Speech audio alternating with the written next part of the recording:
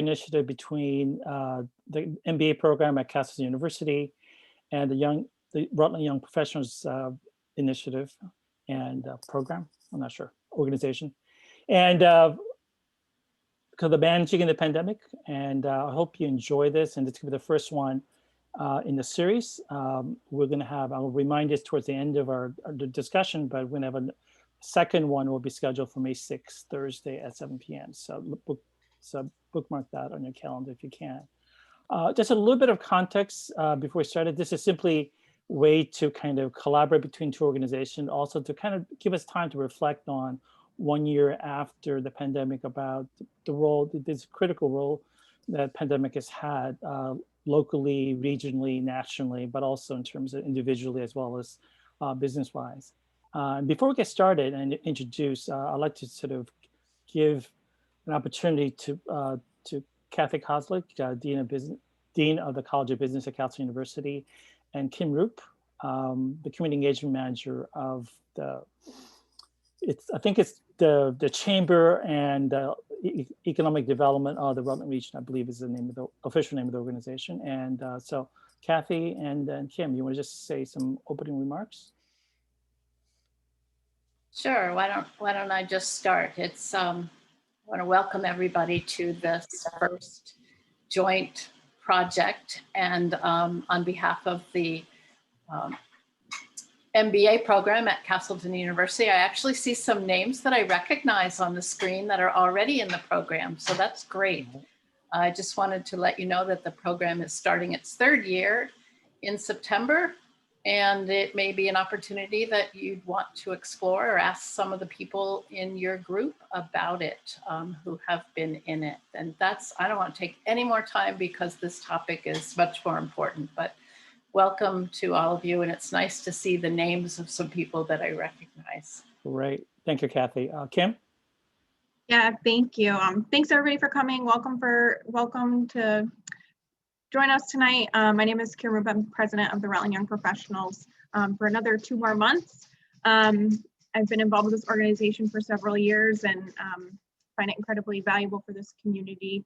And I'm so grateful for all of our volunteers. We are an all volunteer run organization. So if anybody is looking for more ways to get involved with RYP, please feel free to reach out to any of us. We are currently accepting board applications. Just wanted to put that plug in there. So if anybody's interested or knows someone who might be interested, please check out our website. We're so excited to be partnering with Castleton's MBA program on this Managing the Pandemic series. So thank you for co-hosting with us, and I'm excited to hear everybody tonight. Thank you. Thank you, Kim. So we have 4 sort of people as the panel members on this, but and what I asked them to do, and this is and the 4 people are the Candace Britt. If I'm mispronouncing your last name or first name even, let me know, because I do not want to keep repeating the mistake, works at Community College of Vermont. We have Courtney DeFurier, Public Relations Social Media Manager at Killington and Pico Ski Resorts. Jake Pluta, a broker at Whitecap Realty, and Fran Sund, she is the COVID vaccine clinic supervisor at the Rutland Regional Medical Center and the owner of Shark and Sparrow. Fran, I'd love to hear what Shark and Sparrow is when your time. So what I've asked each 4 the panel members to think about is just kind of reflect on both individually and personally about what COVID has meant sort of in terms of their own career. And also whether if they want to sort of go beyond that, really kind of focus on what they think, and you don't have to make a prediction, but kind of what COVID do you think is lasting changes will have on either locally, regionally, nationally. So however you want to sort of reflect on that is up to you. So why don't we start with Candace, who's first on my list. Gosh, I was so hoping I wouldn't go first. Okay, would you rather not? No, it's fine. I'm just joking. Hi, everybody. Thanks again for coming. I'm Candace Britt, and I work at CCV, Community College of Vermont. I've been there since August. I actually got my job in the middle of the pandemic, so it was very interesting. I started the pandemic with one job. a week after the borders closed in March, I lost my job. So then I spent a lot of time around the house in lockdown. But during that time period, there was a lot of uncertainty about my job, but there was a lot of clarity about that we were here in the right area, the right, region, because we started forming bonds with our neighbors, and through my relationship with others in the neighborhood, I found out about the job that was open at CCV. So it kind of was like, well, this is uncertain, but I got clarity over here, so it's great. I mean, it was really hard for CCV. I would say students really, really are wanting to come back, and we're taking steps for that. But they've been really great with flexibility and creativity of, what classes could come on campus during the pandemic for labs. We had to measure everything out. So it was a lot of flexibility, and they've been really great. And I'm not really good with hypothetical questions. I learned a long time ago never to answer those ever again because you never know what's going to happen. But no, if the thing that probably will stay the same is Zooms will still be very prevalent. But I think people will think about what meetings really need to take place in person, and we'll cherish those a little bit more, I think. Great. Thank you, Candace. Courtney. Hey, yes, so I'm Courtney, for anyone who doesn't know, and I work at Killington and Pico. I have been there for almost 3 years now, so I was there before the pandemic started and then through it. For me personally, I stayed working the last year. So once it hit, things certainly slowed down for a moment or two because nobody really knew how to move forward. It was changing rather quickly how we were going to operate and make things work. So, and what we were able to do within the restraints of, what Vermont had for restrictions and stuff. So I've been here the whole time, which is, I feel very, but a lot has changed.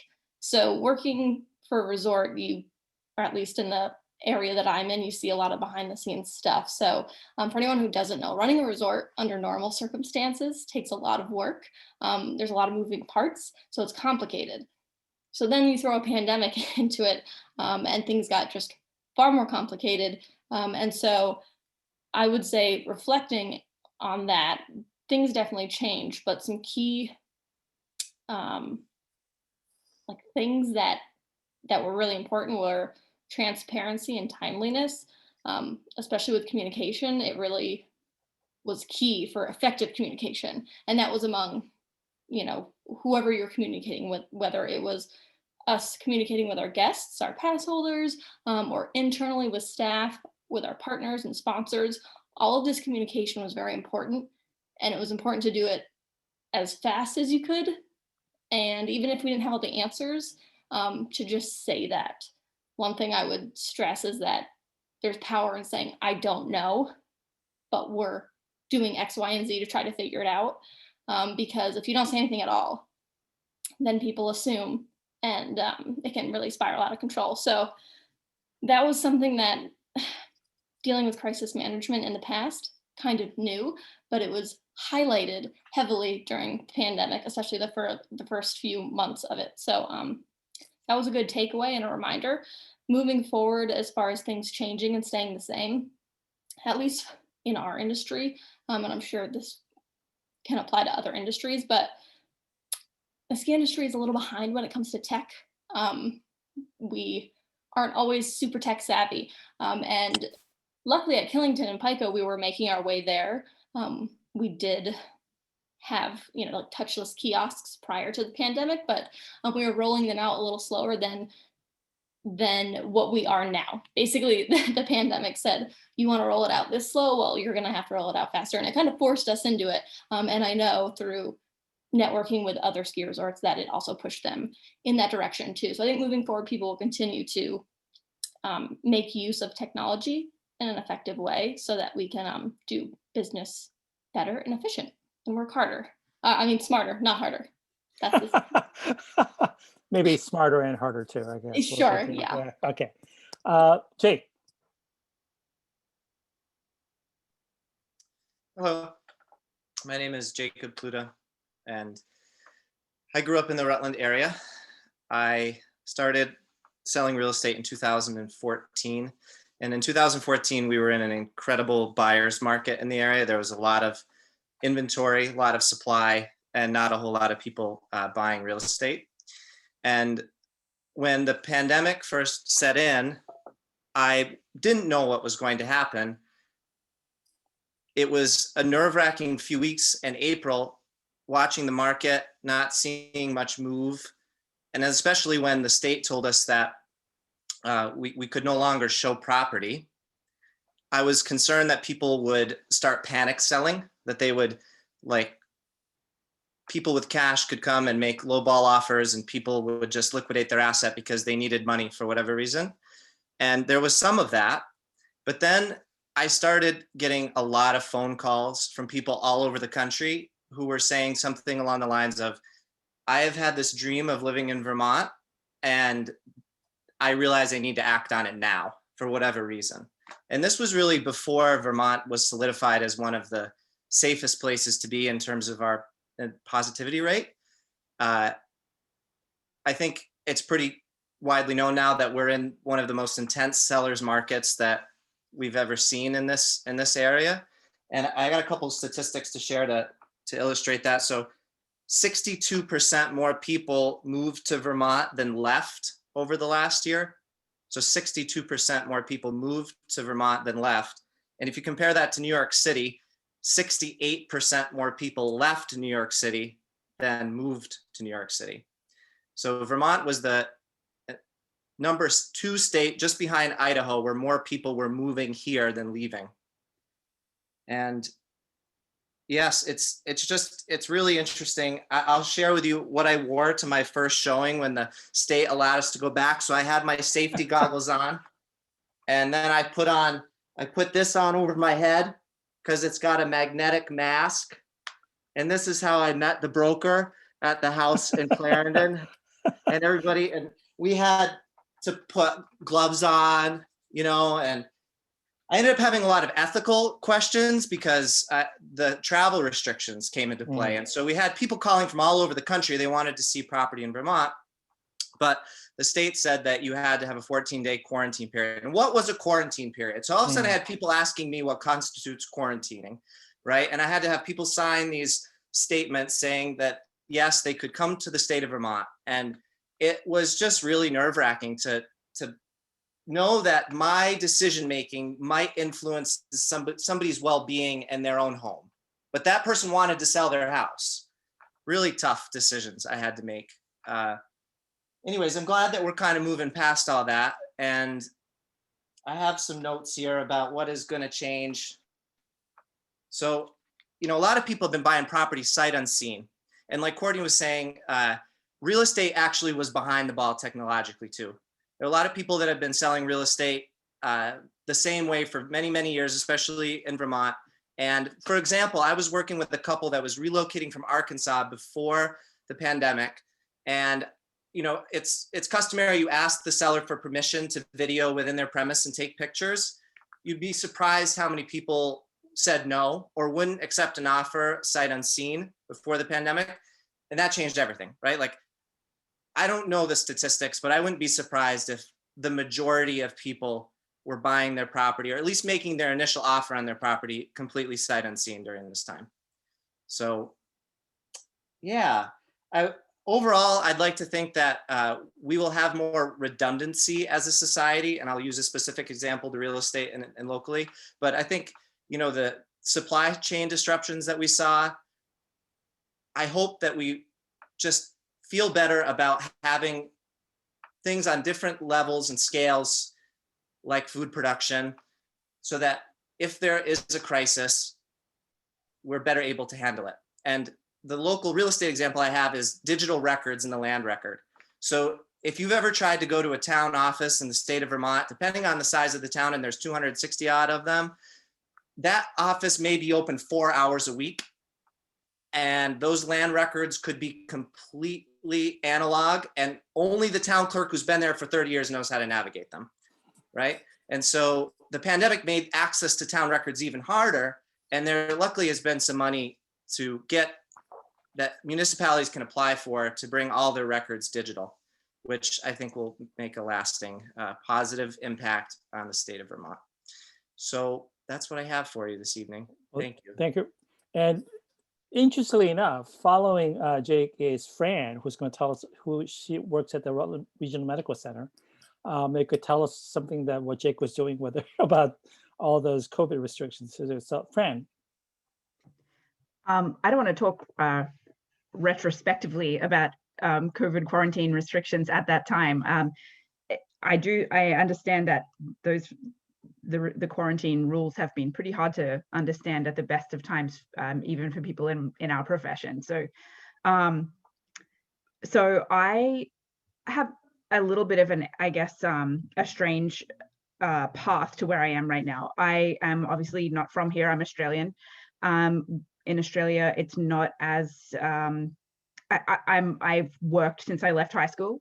I haven't been to college, so I have been a medical assistant for a very long time. So when and since I came to the US, that's what I've been doing as well. So I kind of got furloughed like most other people when the clinics closed that I was working in kind of March and April. So Rutland Regional shut down all of its elective surgery, which meant that most of the clinics, that their feeders into the elective surgery and anything non-emergency was put on hold for a little while. So my I was per diem, so I just didn't get any shifts for about 10 weeks there. So then when I came back to work, I'd never had to wear an N95 before. All of our cleaning protocols, which were already pretty stringent, had really increased quite a lot. So it was a learning curve, but I think Rutland Regional did a really good job managing things in that kind of mid stage of the pandemic. And I think they have all along, really. But in December, I was asked to take a position as the occupational health testing coordinator. So working with organizations like Casella, Foley, the Rutland City, including the police and the fire department, the Rutland County Sheriffs, Velco, Ann Clark, a bunch of companies like that, who found that when they had an exposure or someone who was symptomatic, they just didn't know what to do. And they needed someone quickly to tell them, here's what we're going to do. Here's how you create a line list of people exposed. And here is when we're going to test them and what that means and why we're testing them then. And just really kind of guide these larger organizations through that and let the state manage the general public. So that's what I started doing in December, and I'm still doing that. Then in January or February, I was asked to be the vaccine clinic supervisor. And largely, I think the reason that I was asked to do these particular roles is that I'm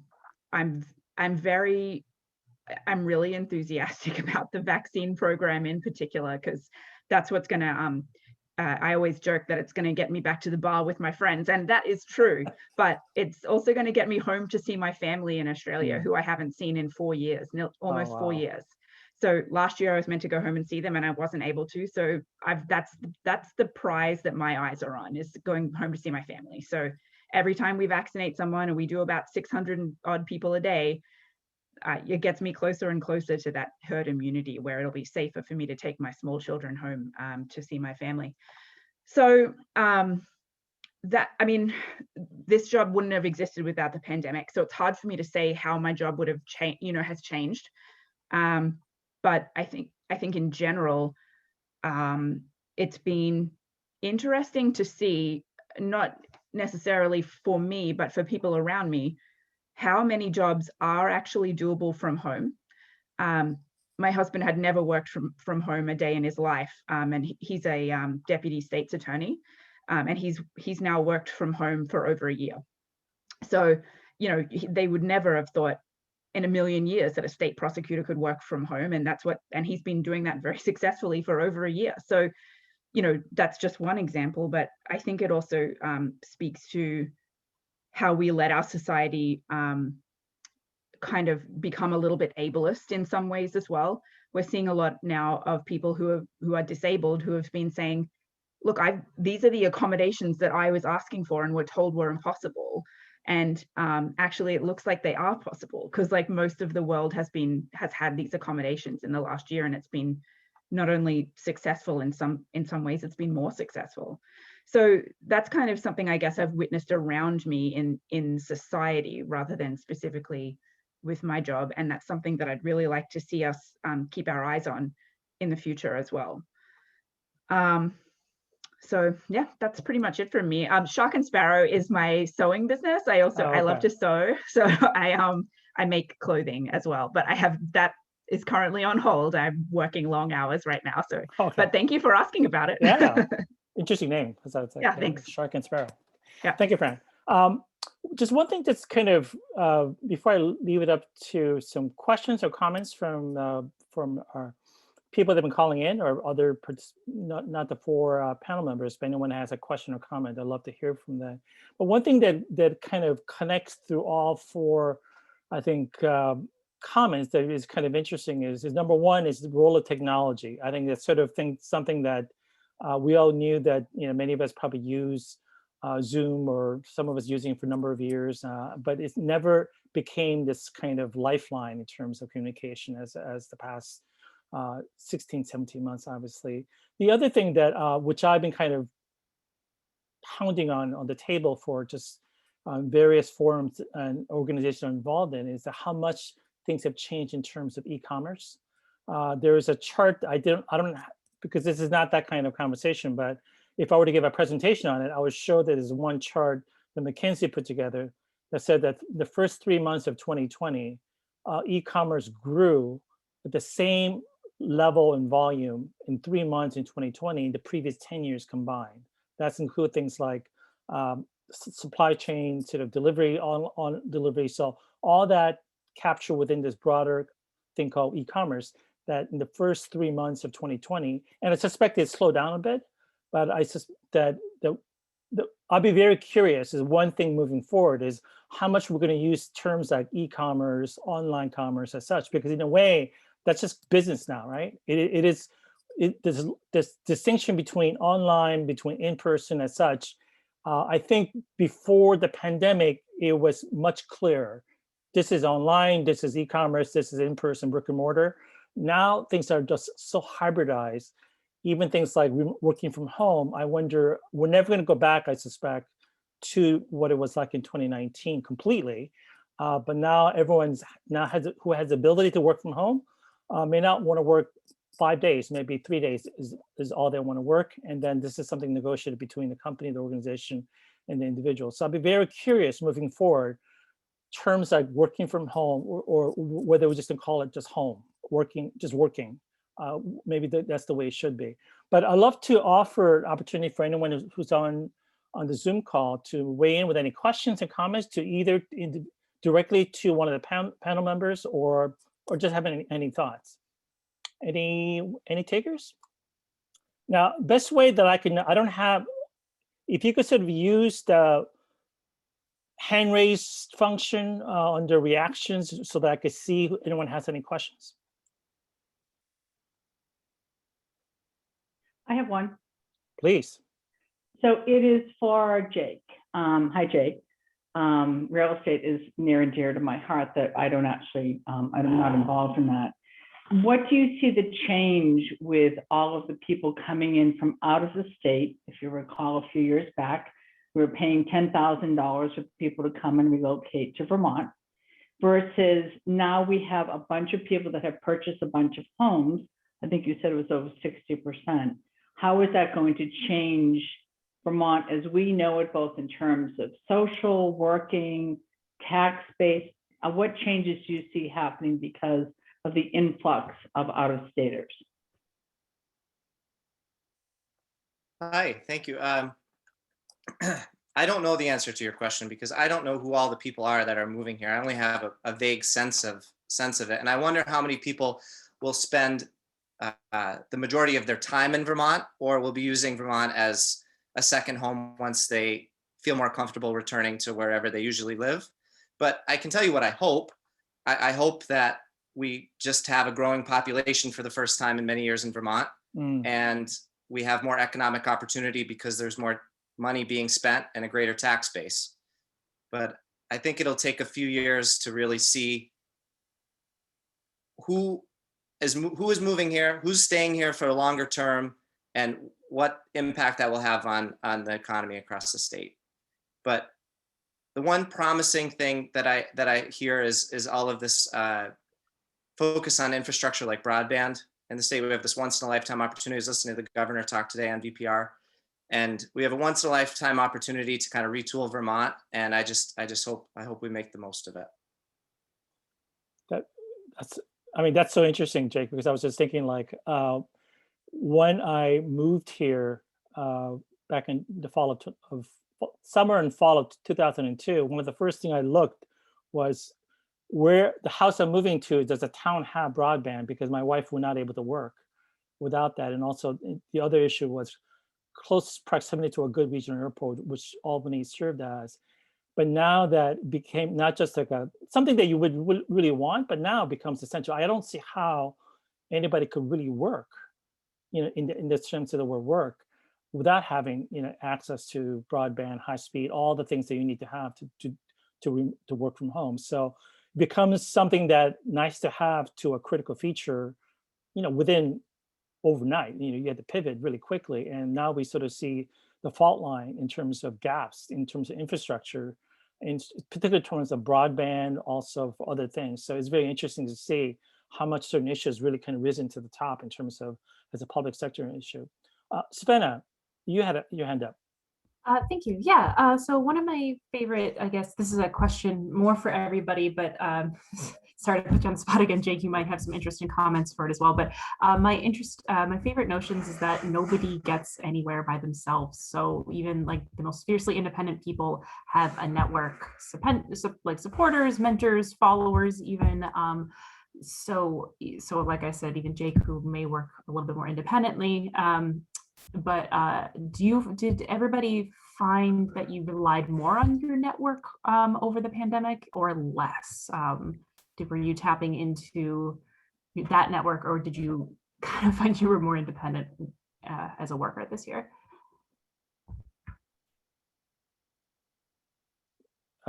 Jake, that was just a general question, I guess. So yeah, Courtney. Feel free to Candace. Yeah. Courtney, Fran, if you have any thoughts of what I'll jump in real quick. Yeah. That immediately struck a chord with me, just because we were very much reliant on those connections we already had, and tapped into them way more than we have in the past, meaning in the form of like talking to other resorts in Vermont, working closely with the Vermont Tourism Association, which we do normally, but much closer, and even stretching our arms across like our parent company and other resorts out west, and asking what they're doing and what's working and what's not. And when it comes to Vermont, it was really great because you can only do so many things at once. So if another resort was ahead doing something new that we hadn't done yet, we could ask them how it's going, and like see what the troubleshooting they've already done, so that we could all be ahead. It was very collaborative. We even had a few calls where the GMs from all the resorts around the state were calling and talking through things, instead of being individual, working together as a team. And that really helped out in the community too, as well. Among our businesses, it was great. But additionally, we tried to see what could we do to help our mountain town, which clearly was hit hard, as I'm sure many areas were. Thank you, Courtney. Fran, Candace, Jake, I can certainly jump in. I have a really interesting viewpoint on this, or I think I do anyway. When I started at CCV in August, we didn't have any classes coming on campus at all. Everything was online or synchronous. There were going to be classes that were going to be hybrid. So they only came in to do lab work a couple of times a semester. And as a brand new student, I mean, not student, excuse me, brand new employee, there's 12 between, including administrative offices, there's 12 campuses for CCV throughout the state. And I really had to use Teams and not be afraid to ask, do a little research and be like, so who do I need to ask for this? We have a skeleton crew basically right now on the centers, because your centers aren't open except for by appointment in certain situations. So the skeleton crew, we're making appointments for people. All of our advisors are working remotely. Occasionally they come in, but my supervisor was even having to work remotely because she was taking care of her 3-year-old and she has a small child. So my supervisor at the time, I'm starting, and she's training me. We were training via Zoom. We were training via phone. Eventually, sometimes she would be training from 6 feet over my shoulder. So we really had to build support very quickly. Like there was that, like, all right, we're in this, like we're all in this together. We just got to go with it. But no, the network, having a good network is fantastic, and it's been very supportive for me. And a lot of that comes from, I'm just going to say it comes from Rutland Young Professionals myself, because I have a lot of friends in that group that I've found because of that group. So definitely network. The network is strong. Great. I'm actually really a fan of the way Rutland Young Professionals is run. You guys have so many events that are just so wonderful. I'm up in the Burlington area, and the Burlington Young Professionals don't have as much as you guys have going on down there. So definitely a fan. Well, you can certainly come down and see us anytime. I will try to make the trip when things get back to normal. Thank you. You're wonderful. Thank you, Savannah. Anyone else? Just love to hear some comments about. Yes, that will be Jeff. Is that Jeff? Yes. Fire away, Jeff. Thank you. Each of your 4 industries really, in their own way, are very dependent on customer service in terms of working with potential clients, working with patients, working with guests at a resort, working with students. How has the increased use of technology and also the need for a literal physical distance change the ways that you go about those customer service processes that are so essential to all 4 of your businesses? All right, great question, Jeff. Anybody want to take a stab at that? I can jump in again. Okay.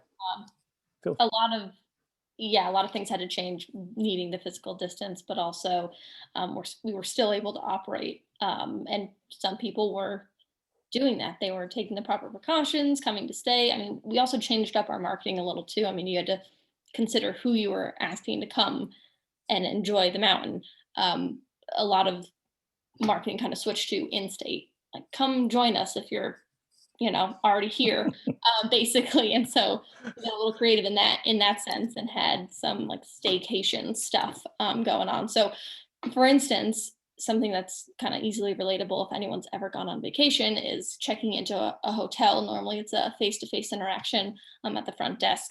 A lot of that was, we were able to have a lot of it be contactless prior to even arriving. So basically pre-checking in with an email and doing a few other things that you need to do with the new restrictions and like contact tracing kind of stuff, and filling that out ahead of time, which to some might seem like it's already been done. And other hotels around the country or world, they're already doing this. But like I said, ski industry is a little behind. So for us, this was new, and we did see a lot of great feedback of guests just saying like, wow, it was so seamless and easy, which was great, because something so positive coming out of this is wonderful, obviously. But in other ways, the technology was helpful in other things too, like the tickets. And internally teams, I think Candace was saying that, how they rely on teams.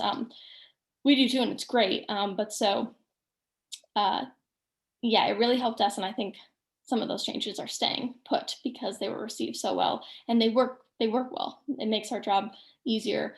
Things are happening more efficient, and it really makes the guest experience better, which is, I think, at the end of the day, what most businesses want. They want their guests or customers or whatever it is, whoever they're working with, to want to come back and have a good experience. So it's helped us. Super. Thank you, Courtney. Anyone else who wants to? By the way, it doesn't have to be if you as non-panel member wants to speak up about certain things, please feel to do so. I like to, at this point, I just like to keep it as open and kind of to everyone as possible. But I thought. I'd like to say something. The pandemic helped me refine my business model. So leading up to the pandemic, I was specializing in buyer agency, but not exclusively. And the pandemic made me realize that I could be a buyer's agent and cover a large geographical area in Vermont. And there were people that were looking for that service, and that was okay. I didn't have to just be a Killington, Rutland regional agent. I could cover from here to the Northeast Kingdom. And there were people across the country that didn't know what part of Vermont they wanted to be in, but they only wanted to develop a relationship with one agent. So it's kind of interesting that my customer service model was affirmed by this change across the entire industry. Super.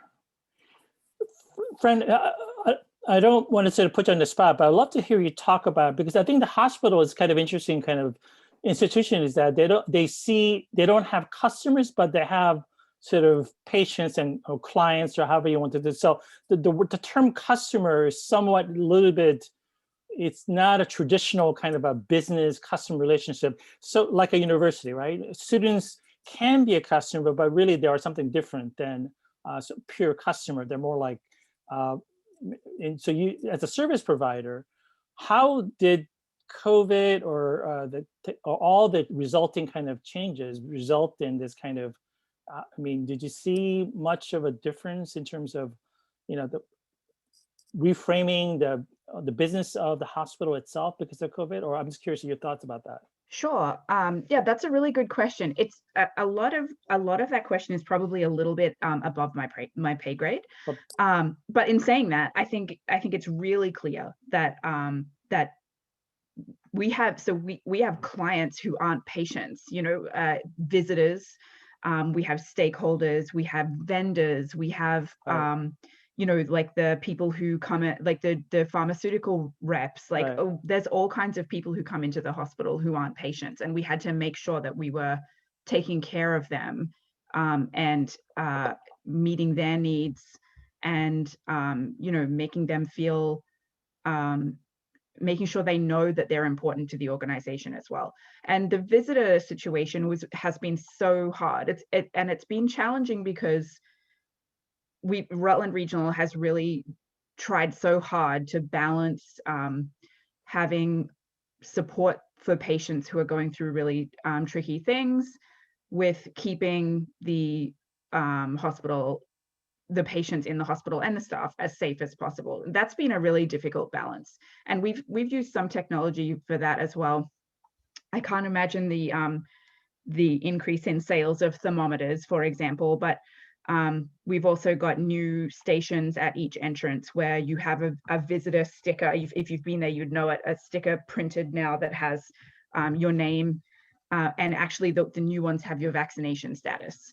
So there's that was kind of beyond our wildest dreams, but that is the kind of thing where we've had to really remember that people are often, not always, but often coming to the hospital for reasons that are sometimes really scary and sometimes really emotional. Like even the birth of a baby, which is such an amazing and momentous occasion, there's a lot of emotion involved there. And to be told you can only have one person with you during that, and it has to be the same person, that's really hard. So I think that's been a challenge that the hospital has done a good job of meeting where possible. And maybe you can't please all the people all the time, that's for sure. But I think they've definitely done their best to balance safety and keeping people satisfied with what, who they're able to bring in with them. Right. Thank you, Fran. Thank you for that. I'd love to kind of open it up to anyone. It doesn't have to be a question. It could just be thoughts about the past year plus in terms of the pandemic. As to one thing I'd love to kind of maybe conclude we got about 10, 15 minutes. I want to conclude with is sort of something I'm very curious as starting with the 4 panel members, but certainly anyone else have thoughts about this. What we traditionally call a business skill, I mean, we tend to think this is like marketing, finance, it's functional things. I think in many ways that we've now seen things like, resiliency, kind of like wellness, all this terms that was kind of, we consider to be more of warm and fuzzy kind of concepts that now is kind of, I mean, I can't think of anything more important now in terms of mental health. If you're not as a business or organization, or certainly in a hospital setting, you don't care about wellness for your employees or your stakeholders, then you're not really doing your job, I don't think, properly to do that. That certainly has been a wake-up call for a lot of organizations. But I'm curious in terms of skills or competencies or all the things we call in the business circles. I'm curious to know what you think has changed, whether there's certain new skill that's become much more important, some maybe skill that we didn't have before that kind of maybe downgraded as such. But I'm curious in the past, what's been the learning curve with like what we call skill? I'm curious your thoughts about that. Anyone wants to weigh in?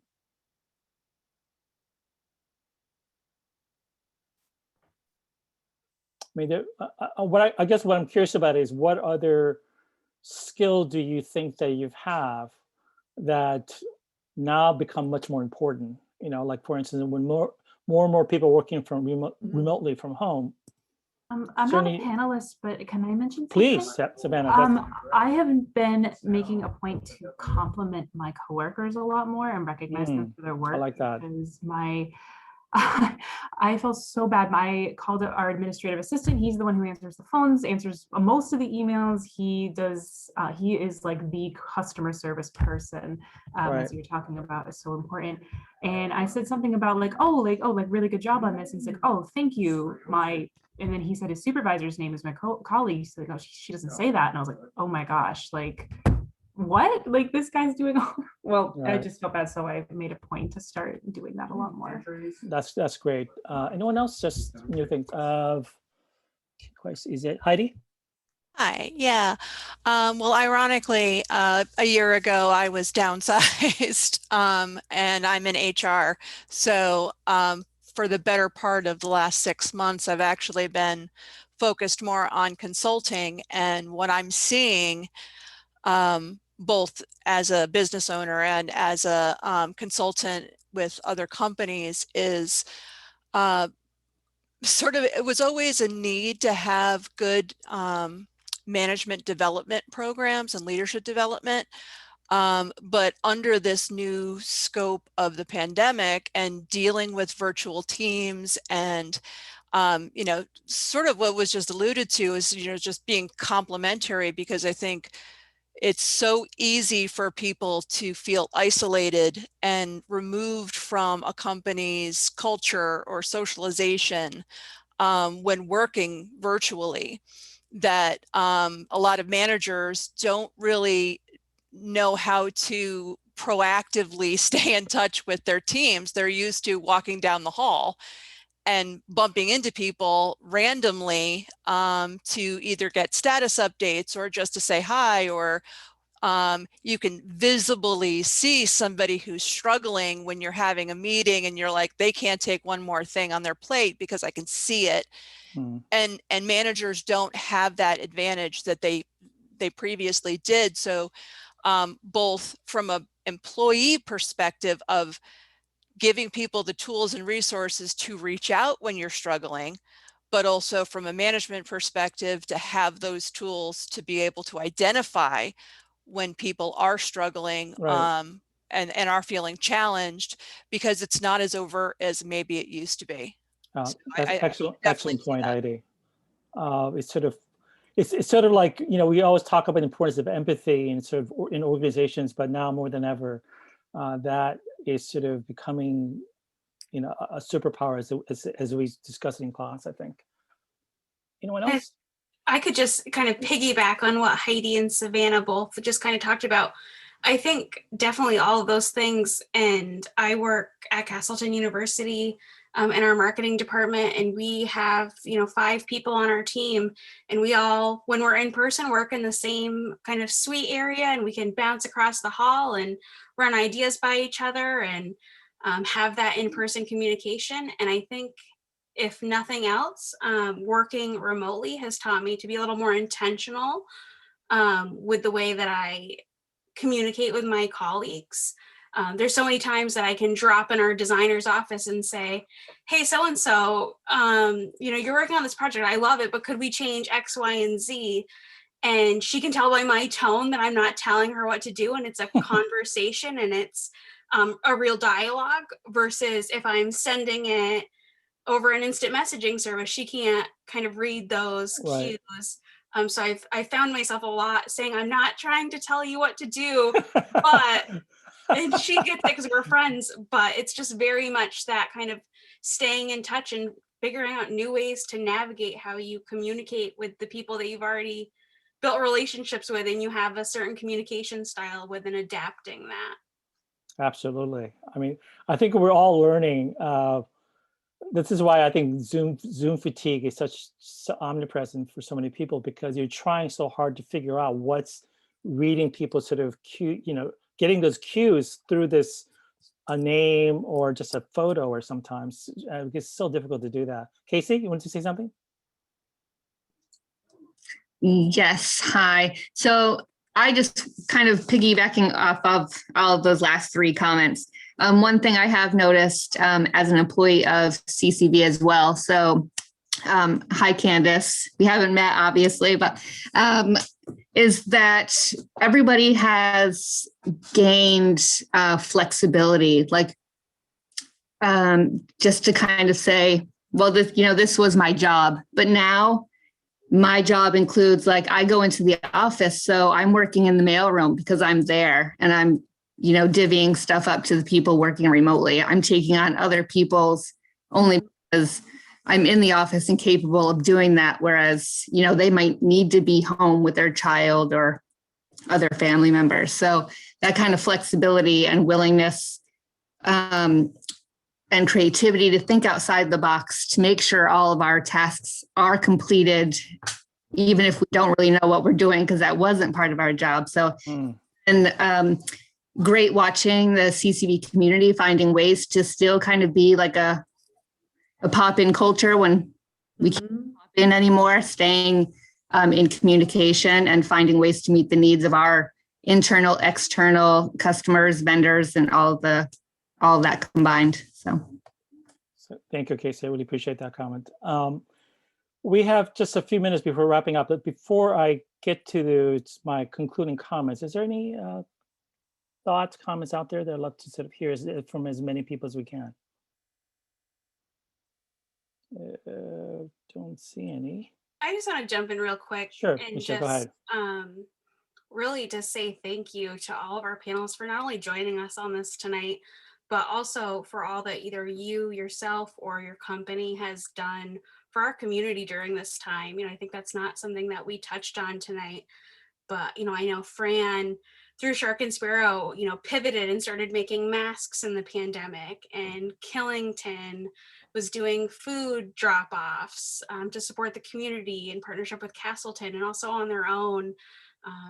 Candace helped with an RYP mix to keep our group engaged, and Jake has just been a rock star board member through all of this.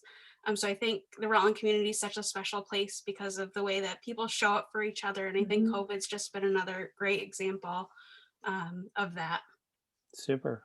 Well, I can't say anything, I think, more profound and more better than that, Lucia. I'm going to sort of end there. Just one thing I just wanted to thank everybody just for contributing to your thoughts and comments. And then just again, the reminder that our next session will be slightly different. Will not be a panel discussion, but will be more like a presentation from Eliza Leeper, who is Vermont Creamery Mission and Customer Manager, May 6th, Thursday. And again, there'll be more communication about that in the future. But in the meantime, thank you very much for contributing and have a good night. Thank you so much. Thanks. Bye-bye.